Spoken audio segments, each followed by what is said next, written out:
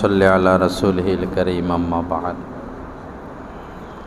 আসলে বাস্তবতা এমনই, ইসলামের হুকুম আহকামের মধ্যে আল্লাহ পাক স্বাদ রাখছেন, মজা রাখছেন। আল্লাহর নামের মধ্যে, জিকিরের মধ্যে, হজ উমরার মধ্যে, রোজার মধ্যে, তেলাওয়াতের মধ্যে স্বাদ রাখছেন, মজা রাখছেন। বাকি ওই স্বাদ, ওই মজা একটু পরে আসে, কিছু কষ্ট, কিছু মুজাহাদার পর সেটা পাওয়া যায়। যেমন যারা প্রথমবার কোনো মদ পান করে সে তো মাথা ঘুরে পড়ে যায়। যাদের পান খাওয়ার অভ্যাস নাই, পান খাওয়ার পরে মাথা ঘুরায়। এরকম আরও অনেক বিষয়। পরে যখন অভ্যস্ত হয় তখন আর ছাড়তে পারে না।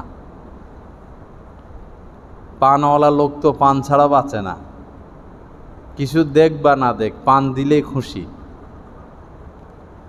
তদ্রূপ যখন এই পথে আমরা পড়ে থাকব, জিকির, আজকার, ইবাদত, বন্দেগী, দান, সদকা, এক অপার্থিব সুখ আল্লাহ পাক আমাদেরকে দান করবেন। অপার্থিব সুখ, যে মজা ব্যক্ত করার মতো না। এজন্য আসল সুখের সন্ধানে হাঁটা, আল্লাহ পাকের প্রত্যেকটা হুকুম মানার মধ্যে সুখ, শান্তি, মজা, তৃপ্তি।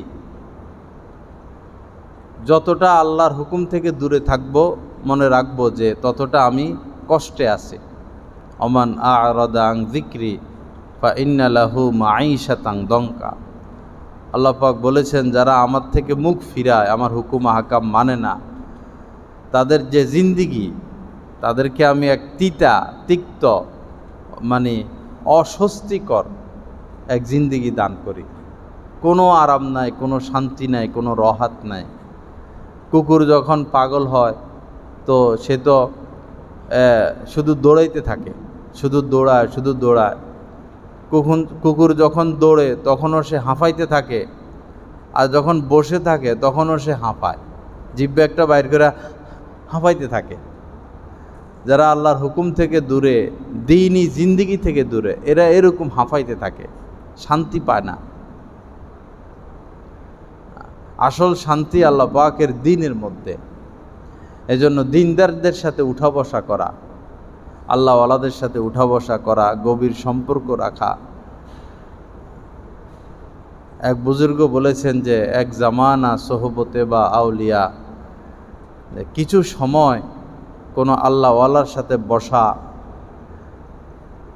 100 বছর বেরিয়া ইবাদতের চেয়ে উত্তম আমল। 100 বছর বেরিয়া ইবাদতের চেয়েও। নেককারদের সোহবতে উঠা বসা ব্যতীত নেক জিন্দিগি ফয়দা হয় না। একজন মানুষ নিজে নিজে পাইলট হতে পারে না। পাইলট কি জুতা শিলানিও শিখে না, কারো থেকে শিখতে হয়। দর্জি একটা জামা শিলানো, এটাও সে পারে না, পুরানা দর্জিদের সাথে বসতে হয়। তো এই দ্বীনি জিন্দিগি, গুনাহমুক্ত জিন্দিগি, নূরওয়ালা জিন্দিগি হাসিলের জন্য যারা আগ থেকে দ্বীনের উপর চলেন তাদের সাথে উঠা বসা করতে হয়, তাদেরকে বন্ধু বানাইতে হয়। তখন আমাদের মধ্যে দ্বীনি জিন্দিগি আসবে। আল্লাহ পাক সহিহ বুঝ দান করেন। আল্লাহকে ডাকতে থাকা, মাঝে মধ্যে দুনিয়া কামাইতে হবে, কামাবো, ফাঁকে ফুঁকে আল্লাহকে স্মরণ করা। কখনো লা ইলাহা ইল্লাল্লাহ, কখনো আলহামদুলিল্লাহ, কখনো সুবহানাল্লাহ।